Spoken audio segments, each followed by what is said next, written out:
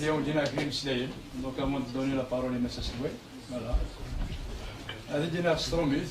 Parce que c'est un discours qui va être aussi à destination de l'opinion internationale. Voilà.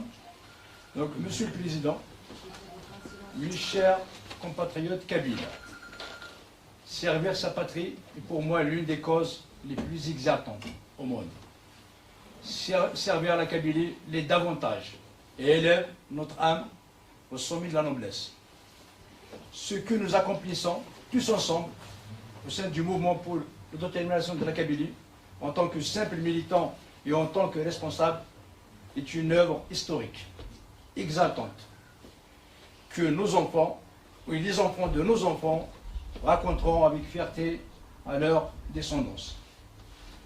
Honoré par la confiance que m'a renouvelée M. Souay, après la tenue du congrès extraordinaire du MAC, donc le 9 février 2019, au nez et à la barbe du régime colonialiste algérien, je mesure la lourde responsabilité dont je suis investi pour diriger pour la deuxième fois un nouveau gouvernement provisoire kabyle en exil sous la présidence de M. Souay, M. Farhat Mahani, président du MAC et d'Annavad.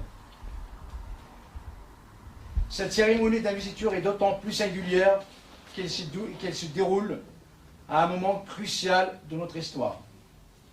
Alors que la Kabylie continue de structurer un peu plus son combat pour sa liberté, le régime colonial algérien qui l'opprime agonise et pourrait entraîner dans sa chute l'Algérie vers une violence généralisée et le chaos total. Nous avons pour devoir de veiller sur la sécurité de nos villes et de nos villages, voire d'aider nos voisins à se structurer en entité viable et sécurisée, serait-ce là l'aube de nos indépendances respectives.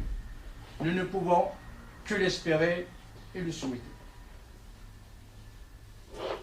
Le MAC et l'Annavad, à leur tête M. Souay, Farhat Mahani, ont le mérite d'avoir prédit tout ça, contre toute attente, la situation que l'Algérie vit actuellement.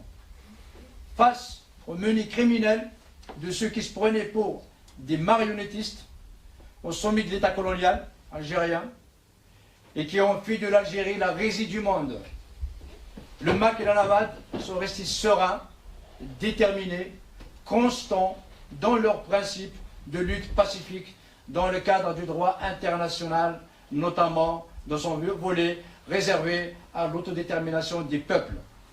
Le peuple kabyle est légitimement fondé à le revendiquer, à l'exercer. L'histoire nous donne déjà raison et nous donnera toujours raison. La Kabylie, qui a été dans toutes les luttes pour la liberté depuis la colonisation turque puis française à nos jours, a pu au fil des ans et des décennies transmettre aux autres peuples d'Algérie le vent de cette liberté, qui leur était jusque-là confisquée.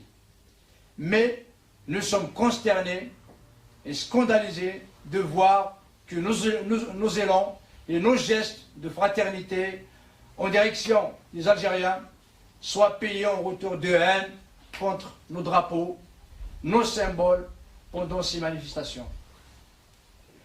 Avant, nous pensions que seuls les pouvoirs coloniaux successifs voulaient notre éradication. Hélas, force est de constater que désormais les courants et l'idéologie politique sur lesquels reposait le régime algérien irriguent tous les corps sociaux au point de vouloir à leur tour souhaiter notre répression, voire notre disparition. Seule l'arabité et l'islamité ont le droit de citer dans ce pays qu'on appelle l'Algérie. La majorité et ou la kabylie sont un délit, un crime, une tare, une maladie à extirper du corps algérien. À travers ces rejets du kabyle, ils ne font tous que nous conforter, notre choix indépendantiste et souligner un peu plus la justesse de notre combat pour notre droit à exister en tant que peuple souverain, libre et indépendant. Nous avons vu à travers les diverses manifestations qui se sont déroulées ici ces jours-ci en Kabylie ou à Alger, ici aussi à la République, des élans de sympathie des Kabyles à l'égard de ces marées humaines qui réclament le départ du système. La générosité des nôtres est sans borne. Ils ne doivent pas pour autant oublier qu'ils sont Kabyles et rien que Kabyles. Algériens, ils ne le deviendront que le jour où ils cesseront d'être Kabyles. Le statut d'Algérien ne s'accommodera jamais de celui du Kabyle. Nous saluons à partir de cette tribune tous les militants du MAC en Kabylie et ailleurs, aux convictions indépendantistes chevillées en eux, qui ont réélu Massassoua Farhat Mahani à la tête du MAC et de la NAVAD, dont tire le nouveau gouvernement sa légitimité. Nous allons nous atteler à réaliser les objectifs tracés dans le PIC et les statuts du MAC. Du fait de la conjoncture que nous traversons, l'action de la NAVAD tiendra à solliciter toutes les forces vives de la Kabylie pour des actions unitaires pour sauver l'ensemble de la Kabylie du chaos qui guette l'Algérie.